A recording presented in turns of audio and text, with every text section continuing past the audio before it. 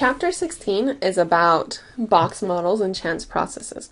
So chance processes are anything that's affected by chance errors. So for example, rolling a die, playing roulette, flipping a coin, drawing cards from a deck, anything that has an element of randomness or chance.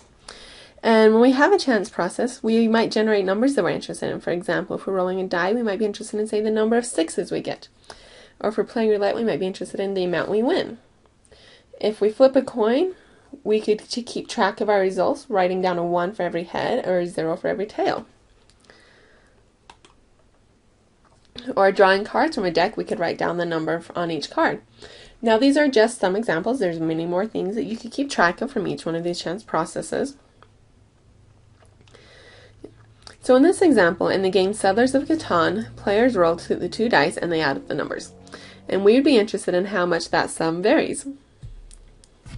In an attempt to decide if our dice were fair, I actually rolled our Settlers dice 500 times, and here are my results for the sum of the 2 dice. So for the sum of the 2 dice, the possible values go from 2 to 12.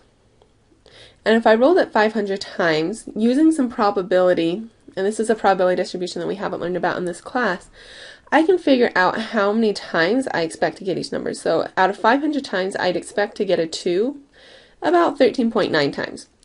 And I expect to get a 3 about 27.8 times, a 4, 41.6 times, etc.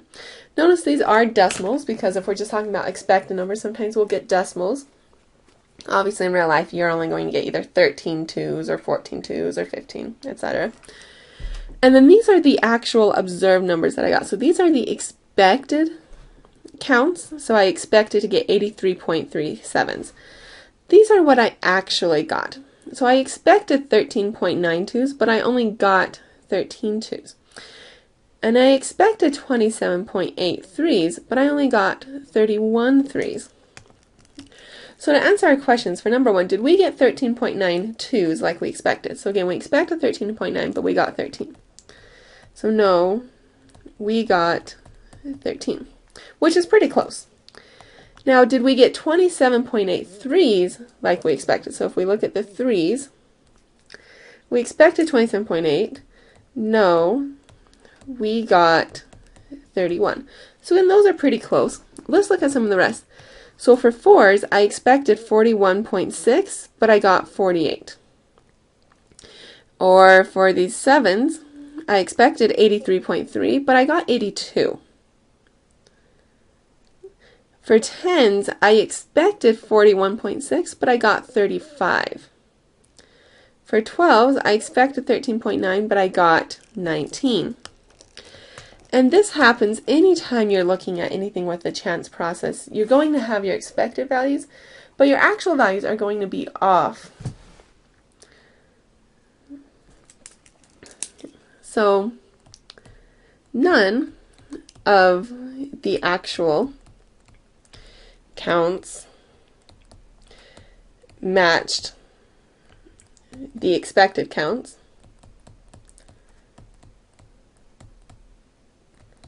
but most of them were fairly close.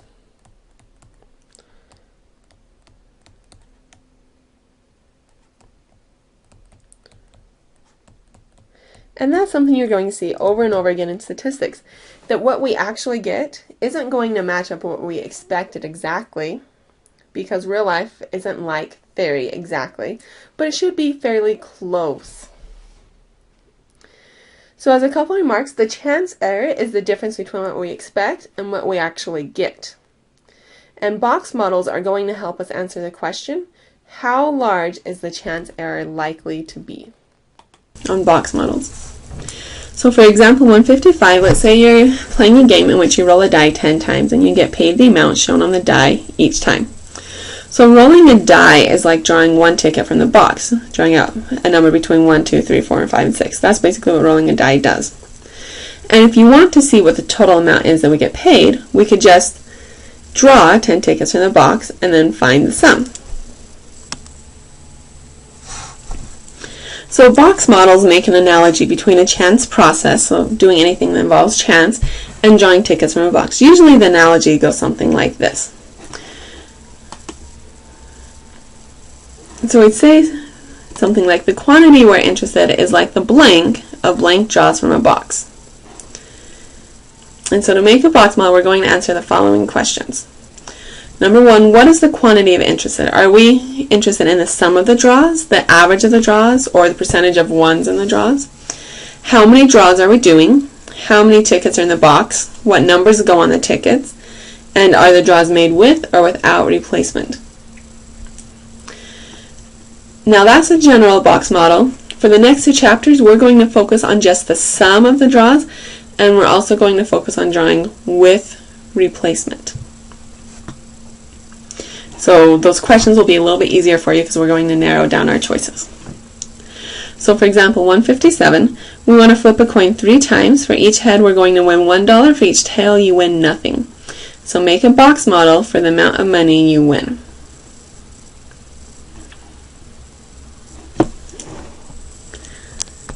Let's do our box first. I find that easiest. So we're flipping a coin 3 times. For each head, you win $1. For each tail, you win nothing. And so the box will always represent just one trial. So for one trial, I can either get a 1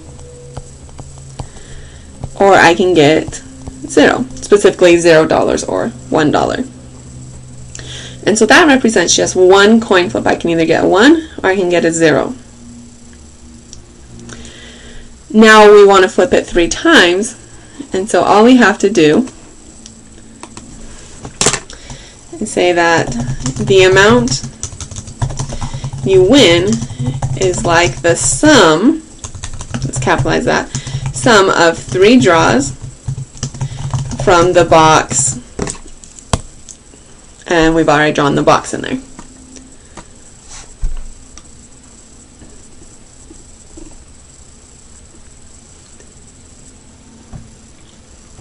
So let's try our next one. You play a game in which you roll a die 10 times and you get paid the amount shown on the die each time.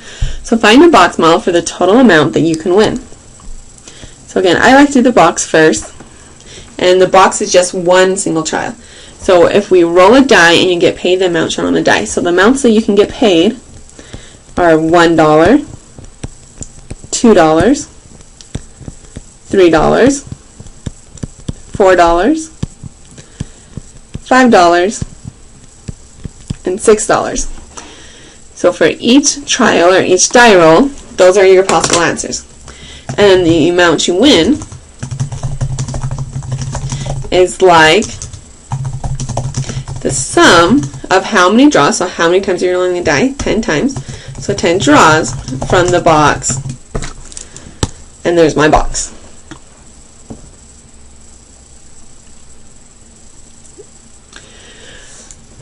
So for example, 16, let's say you play a game in which you roll a die 10 times. But now this time, each time a 6 occurs, you win $10. Otherwise, you lose $1. Find a box model for the total amount you win.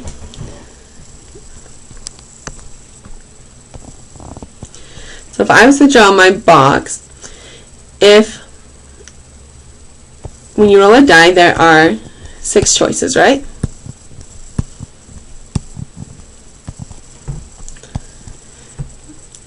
And this is if you roll a 1, 2, 3, 4, 5, and 6. So if we roll a 6, we get $10. Otherwise, we lose $1. So we'd have a -1, -1, -1, -1, and -1. Now sometimes we're going to get tired of writing out those -1s, especially if we have more than 5 that we have to write out. So sometimes we'll do this little shortcut. So we'll say we have one ticket that has $10 on it, and we have 5 tickets that have -$1. And that's just a little bit shorter because, let's face it, we're usually lazy and we don't want to write something out 5 times if we don't have to. And now let's finish our problem. So the amount you win is like how many draws. Well, first of all, it's like the sum of how many draws. So you're rolling the die 10 times, so it's 10 draws from the box.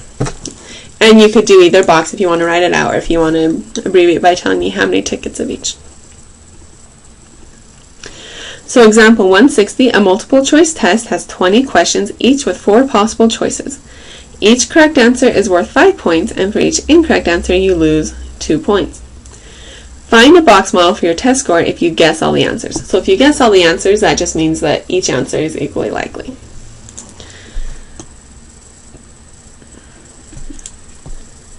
Again, I'm going to draw my box first. My box always represents just one trial, so for one question, what are your possibilities? Each one has 4 choices. If you get the correct one, you're going to get 5 points. If you do either of the other 3, you're going to get -2 points. Okay, so your score is like the sum of 20 draws, because you have 20 questions. You're doing this 20 times from the box, and there's our box below. And this makes sense, right? Because for each question, you're either getting 5 points or -2 points. And if you just think of it as drawing out one of those possibilities, and you do it 20 times, and you just add up all of your points to get your final score. And it might seem like we're not doing anything too interesting yet, because we're not actually saying like what you would expect your score to be or anything like that. That's going to come later. First, we're just doing a basis, doing our basic theory, and then we'll learn what we can actually do with this. So for our next example, a roulette wheel has 38 pockets, 18 of them are red and 18 are black. These are numbered from 1 to 36. The 2 remaining pockets are green and numbered 0, 2, and 0, 0. If a player bets 1 on red or black and he is correct, he wins $1. If he is incorrect, he loses the dollar he bet. Create a box model for his winnings if he bets on red 20 times.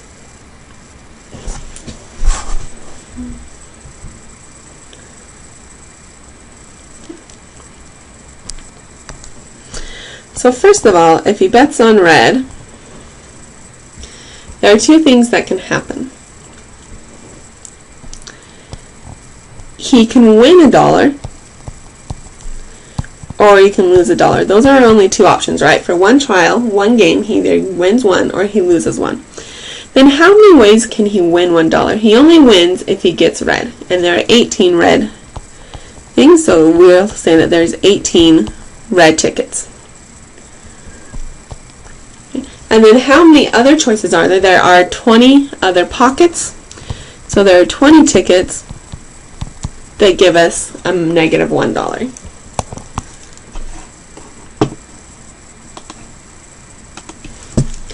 So his winning is like the sum of 20 draws, because he does this 20 times, from the box that has 18 tickets with $1 and 20 tickets with -$1. In an alternate version of roulette, the player can bet on a number. If he bets $1 on the number and he's correct, he wins $35. Otherwise, he loses his dollar. Create a box model for the amount he wins if he plays 300 times. So first, let's do our box. There are only 2 choices that you can get in this box. You can either win $35 or you can lose $1. Those are your only 2 choices. Now, how many ways can you win the $35? There's only one way, because there's only one of your numbers on the roulette board, so there's only one way that you can win. But there's 37 other numbers, so there's 37 ways that you can lose.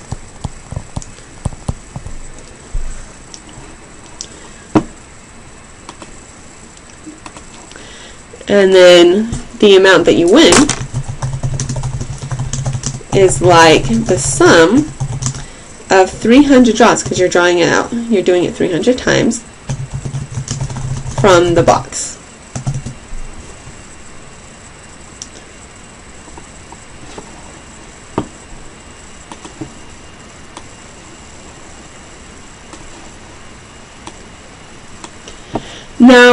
Now that we've practiced that, I want to tell you some helpful hints to remember, things that I've been saying, but things that you should remember and write down. So remember that we were doing that it's the sum, and the number of draws is the number of trials. Basically the number of times you do something. Okay, and the box itself represents the possible outcomes for just one trial, or for each trial, but you're only focusing on just one possible trial for the box itself.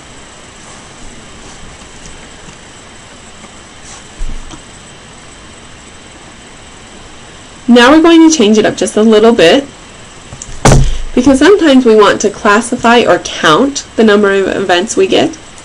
So we often look at sequences of 2 outcome events. So something like someone rolls a die 5 times and each roll is either a 3 or not a 3. Or a coin is tossed 30 times, each roll is a head or a tail. Or 100 babies are born and each is either a boy or a girl. So this is what we do if we have things where there's only 2 possible outcomes. Now creating a box model for these examples enables us to count.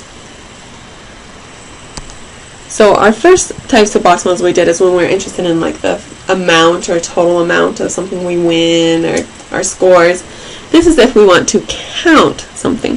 So if we want to count the number of 3s and 50 rolls of the dice, or we want to count the number of tails and 30 coin tosses, or count the number of girls in 100 births. In each case, the numbers that we put in the box are the same. We're only going to put in 1s or 0s, so we're just doing binary. And drawing a 1 is like observing the thing that we're interested in counting, and when we draw a 0, that means the thing didn't happen. So for this example, we're going to create a box model for each of the scenarios. So number 1, the number of 3s and 50 rolls of the dice. So hint, what I'm going to do is I'm going to start with, okay, if I roll the dice, these are my outcomes, 1, 2, 3, 4, 5, and 6. But we want to count the number of 3s, which means we have to do something different. We have to go through and assign everything is either a 1 or a 0. So the 1 is what you're interested in. So we're interested in 3s. So the 3 will be assigned a 1. And every other outcome is assigned a 0. Which means that my real box has 5 tickets with a 1 and only 1 ticket, 5 tickets with a 0 and only 1 ticket with a 1. And then what do we need to do with this? So the number of 3s is like the sum of how many draws. So we're doing it 50 times 50 rolls, so 50 draws from the box, and here's our box. So why does this work? This is like I'm rolling my die, and every time I roll the die, if I get a 3, I write down a 1. And at the end, I just count up the number of 1s. But if we do it this way, so if every time I get a 3, I write down a 1, and every time I get a 0, or anything else, I write down a 0. At the end, if I add everything up, that's really just the same as counting the 1s. Because if you have 2 1s, 1 plus 1 is 2. If you have 3 1s, 1 plus 1 plus 1 is 3. And you can add in as many zeros as you want, and it's not going to affect your sum or your count. So if we want to count the number of 3s, the number of 3s is like the sum of 50 draws from this box, where there's 5 possible zeros and only 1 1. So number 2, the number of tails and 30 coin tosses. So hint, I would start with this box, where my possible options were head and tail. But we can't do anything with words, we need numbers. So we're interested in getting tails, so the tail would be the 1, because that's what I'm interested in, and the head would be a 0.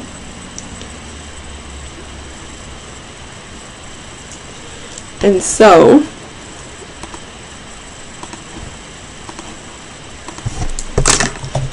the number of tails is like the sum of how many draws, so 30 draws, because we're doing it 30 times, 30 draws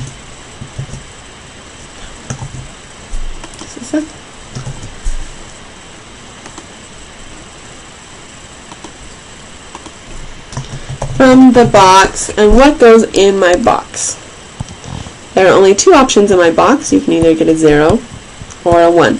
So if you add up all of the 0s and 1s you get, that will give you the number of tails. And number 3, the number of girls in 100 births. Assume that boys and girls are equally likely. So here we can start with this box. And we're interested in girls, the number of girls. So girls are 1s, boys are 0s. And because the boys and girls are equally likely, we can just put in 1 ticket of each. And then the number of girls is like the sum of 100 draws, since we're looking at 100 births, from the box. And what goes in the actual box? We had 1 0 and 1 1. Example 164, let's create a box model for the number of times. So now we're counting. We're not interested in the total winnings, we're interested in the number of times. A player wins at roulette if he bets on red 30 times. So remember, there are 18 red and 20 other colors.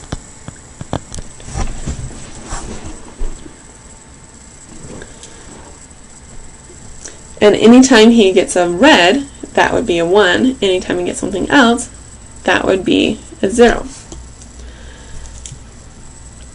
So for my actual box, reds are 1, so there are 18 tickets for red. And anything else is a 0. And there are 20 tickets for that. Okay, again, the reason why is that there are 18 ways he can win, 20 ways he can lose. And the number of times he wins is like the sum of how many draws? 30 draws, because he's playing 30 times from the box. And here's our box. So example 165, create a box model for the number of times a player wins at roulette if he bets on a number and he plays 15 times. So there's only 1 of each number. So 1 correct, and there's 38 total, so 37 incorrect. If I was to draw my box, there's only 1 ticket that has what I want. Only 1 spot that gives me what I want, that lets me win, but there's 37 pockets on the roulette board that make me lose, so that would be a 0. And remember, we're just counting the number of times he wins, and so the number of times he wins is like the sum of how many draws? 15 draws, because he's playing 15 times. 15 draws from the box. And my box only has 1s and 0s because I'm not interested in how much he wins. I'm just interested in the number of times he wins. So again, anytime you're looking for the number, you're only going to have 1s and 0s in the box. And now for our summary. This includes box models, or the law of averages, and box models, since chapter 16 includes both. So for the summary, there's a chance error in the number of heads, because your number of heads is always equal to half the number of tosses plus some chance error, whether it's positive or negative.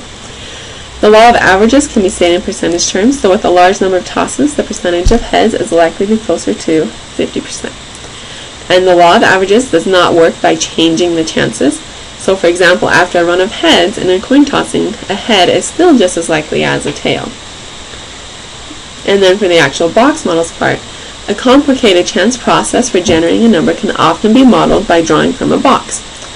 And remember, we're interested in the sum of the draws for these next couple chapters. The basic questions to ask when making a box model are: which numbers go into the box? How many of each number go into the box? And how many draws are you doing?